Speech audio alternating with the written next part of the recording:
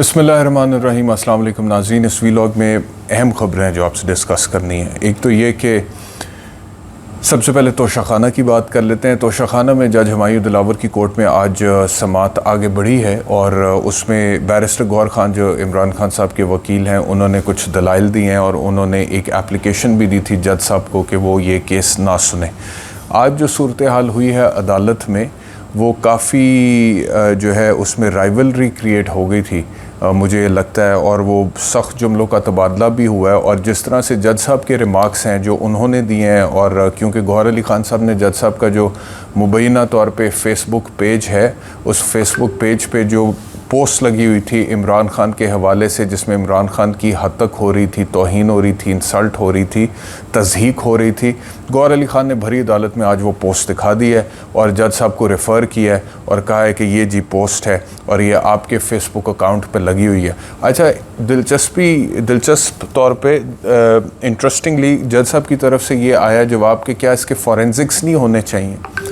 जब जज साहब ने खुद ही कह दिया ना जी क्या इसके फॉरेंसिक्स नहीं होने चाहिए, तो इसका मतलब तो ये है कि जज साहब is himself asking for an inquiry और an investigation over the allegation raised by the counsel of Imran Khan, यानी कि इमरान खान के वकील के उठाए जाने वाले एतराज़ या इल्ज़ाम के हवाले से जज साहब इंक्वायरी डिमांड कर रहे हैं या इन्वेस्टिगेशन डिमांड कर रहे हैं। जब उन्होंने कह दिया कि क्या इसका फॉरेंसिक्स नहीं होना चाहिए, क्या इसको फॉरेंसिक साइंस लेबॉर्ट्री नहीं भिजवाना चाहिए, तो इसका मतलब यह है कि वो ख़ुद तो इंक्वायरी डिमांड कर रहे हैं, ख़ुद तो इन्वेस्टिगेशन डिमांड कर रहे हैं। और जब वो ख़ुद इंक्वायरी डिमांड कर रहे हैं उसी पोस्ट के हवाले से जिस पोस्ट को उनसे जोड़ा जा रहा है और कहा जा रहा है कि मुबैना तौर पे उनकी पोस्ट है और उसमें इमरान खान की हद तक हुई है, तो फिर वो जज कैसे हो सकते हैं?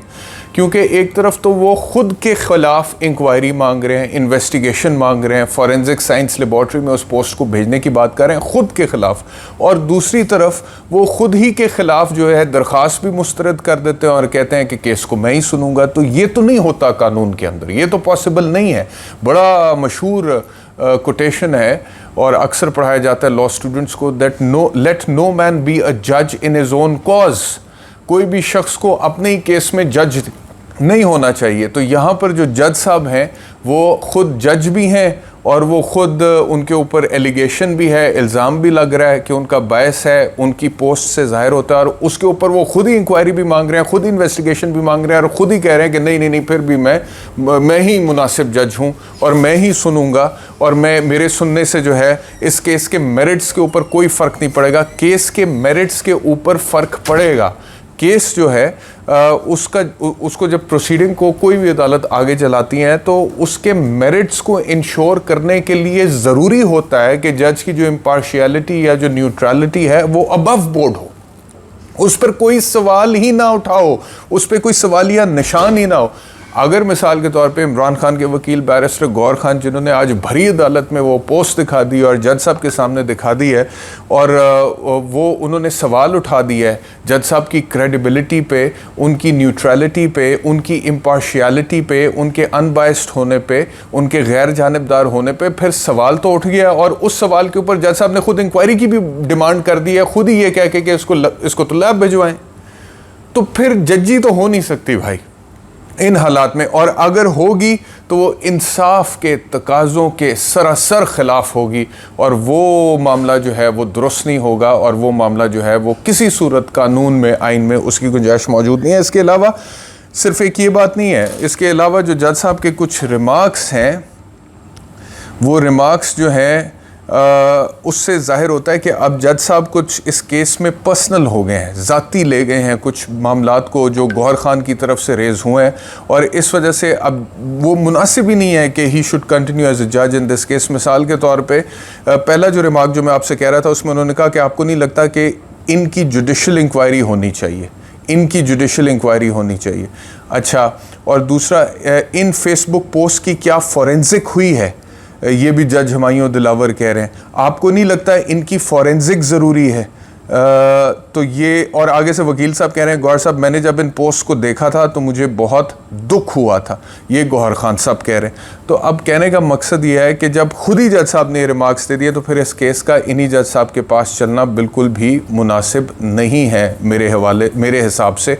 अच्छा, उसके बाद जो और मिसाल के तौर पे जो जज साहब के रिमार्क्स हैं वो ओवरऑल पीटीआई को टैग करते हैं as a political party, target बल्कि करते हैं। और इन हालात में जब वो ऐसे रिमार्क्स दे चुके हैं भरी अदालत में, जिस अदालत में उनके पास चेयरमैन पीटीआई का केस चल रहा है और वो पीटीआई को ही बतौर जमात उसके बारे में सर्टन रिमार्क्स दे चुके हैं, तो क्या वो चेयरमैन पीटीआई का केस सुनने के अहल हैं कानूनी तौर पे इंसाफ के तकाज़ों के मुताबिक? ये भी बहुत बड़ा सवाल उठता है।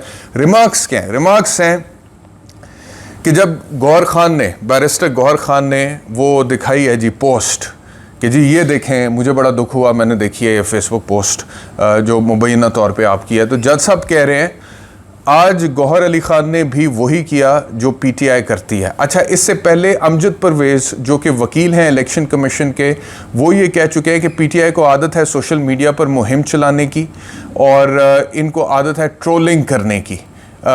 ये बात अमजद परवेज़ कर चुके हैं। तो इस पर जज साहब कह रहे हैं आज गौहर अली खान ने भी वही किया जो पीटीआई करती है। गौहर अली खान ने कमरा अदालत में सबके सामने मेरी पोस्ट दिखा दी।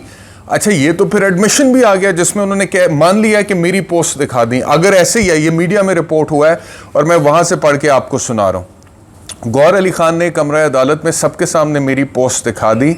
गौहर अली खान ने जुडिशल इंक्वायरी में गौहर अली खान जुडिशल इंक्वायरी में भी जा सकते थे। पीटीआई जैसे ट्रोलिंग करती है वैसे ही गौहर अली खान ने भी ट्रोलिंग की। अब ये देखें, ये जज साहब का बड़ा क्लियर कट माइंड डिस्क्लोज हो गया है पीटीआई के हवाले से कि पीटीआई जैसे ट्रोलिंग करती है। ये मैं कहूँ एज एन एंकर पर्सन और बात है, कोई पॉलिटिशियन कहे जो पीटीआई का सियासी हरीफ है, मुखालिफ है, और बात है, लेकिन एक जज कहे बिल्कुल ही और बात है। जब जज ने कहा पीटीआई जैसे ट्रोलिंग करती है वैसे ही गौहर अली खान ने भी ट्रोलिंग किया है, इसका मतलब यह है कि जज साहब का जो माइंडसेट है पीटीआई के बारे में वो ये है कि ये तो दूसरों की ट्रोलिंग करते हैं। तो जब पीटीआई के हवाले से जज साहब का ये माइंडसेट है तो चेयरमैन पीटीआई का केस जज साहब कैसे गैर जानिबदार होकर सुन सकते हैं? ये एक रिमार्क मोहतरम जज साहब का काफ़ी है इस केस को जज हुमायूं दिलावर साहब की कोर्ट से किसी और कोर्ट तक ले जाने में। लेकिन आज जज साहब ने ये सारी रिमार्क्स देने के बावजूद और पहले भी जो मैंने आपसे बात की है उसके बावजूद उन्होंने कहा जी कि केस मैं ही सुनूंगा और ये बिल्कुल भी ट्रांसफ़र नहीं होना चाहिए। एक तो ये अपडेट है। दूसरा अपडेट इमरान खान और बुशरा बीबी के निकाह के हवाले से आपसे शेयर करें कि 13 मई मेरे ख्याल में मई 2023 में जो इमरान खान और बुशरा बीबी के ख़िलाफ़ एक दरख्वास्त दी गई थी कोर्ट में, अदालत में, कि इद्दत की मुद्दत में निकाह हुआ है, उसको सुनने से अदालत ने इनकार कर दिया था और उन्होंने कहा था ये मेंटेनेबल नहीं है। उसकी अपील हुई आज उसकी एपेलेट कोर्ट में और उन्होंने उसको काबिल समात करार दे दिया है और दोनों को मेरा ख्याल है तलब भी कर लिया है। तो अब ये जो मामला है ये काफ़ी आगे निकल गया है और काफ़ी संगीन भी हो गया है और इसमें सबको ही पता है कि इमरान खान साहब बुशरा बीबी को लेकर बड़े सेंसिटिव हैं, ये तो सबको पता है। और इमरान खान साहब की बॉडी लैंग्वेज जब कोर्ट्स में बुशरा बीबी साथ आती हैं, वो जिस तरह ज़ाती तौर पे उनको कवर दे रहे होते हैं और ज़ाती तौर पे वो जितने कॉन्शियस होते हैं बुशरा बीबी को लेके, ये तो सबको पता है कि वो उनके हवाले से बड़े सेंसिटिव हैं। तो अब बुशरा बीबी और इमरान खान दोनों के ख़िलाफ़ इद्दत की मुद्दत में निकाह के केस को काबिल समात एपेलेट कोर्ट ने दिया है और अगर इस केस को आगे चलाया जाता है तो ये मामला आगे मेरे ख़्याल में इमरान खान के गिर्द मज़ीद घेरा तंग करने की जो स्ट्रैटेजी या हिकमत अमली है उसमें एक नेक्स्ट लेवल पे चला जाएगा। और मेरा ख्याल है कि यहाँ तक बातें जाननी चाहिए नहीं। किसी की ज़ाती ज़िंदगी जो है उसका सियासत से कोई ताल्लुक़ नहीं है और अगर आप लोगों की ज़ाती ज़िंदगियों को, मैं इस बारे में कोई कमेंट भी नहीं करना चाहता। I do not have the right to comment about someone's private life, क्योंकि राइट टू प्राइवेसी सबका हक है। तो मैं इस हवाले से कोई कमेंट ही नहीं करूँगा, ना इसके मेरिट्स पे भी मैं कोई कमेंट नहीं कर सकता। और वो जो मौलाना साहब हैं जिनकी स्टेटमेंट की बुनियाद पर ये केस चल रहा है, जिन्होंने निकाह मुबैना तौर पे वो कहते हैं कि मैंने पढ़ाया था, सबसे पहले तो मौलाना साहब ये बताएं कि उन्होंने निकाह फिर पढ़ाया क्यों था। दूसरा ये कि मौलाना साहब का अपना एक बयान जो है उसमें से एक स्टेटमेंट बाद में वायरल हुआ था जिसमें वो कह रहे थे कि ख़ातून की इद्दत पूरी हो जाती है जब वो कह दे कि मेरी इद्दत पूरी है, that is the end of it. ये मौलाना साहब, तो अब वो सबसे पहले ही needs to make up his mind, because ये वो मौलवी साहब हैं जो खान साहब के करीब थे, और अगर खान साहब का निकाह पढ़ा रहे थे तो सर्टनली खान साहब को कोई ना कोई शरई एतबार से इन्होंने मुशावरत भी तो दी होगी ना निकाह पढ़ाने से पहले या उस वक्त पे। तो उनका तो अपना स्टेटमेंट मौजूद है कि जब औरत कह दे मेरी इद्दत मुकम्मल है तो उसकी इद्दत मुकम्मल है। ये मौलाना साहब का अपना स्टेटमेंट है, वायरल है सोशल मीडिया पे, मेन स्ट्रीम पे।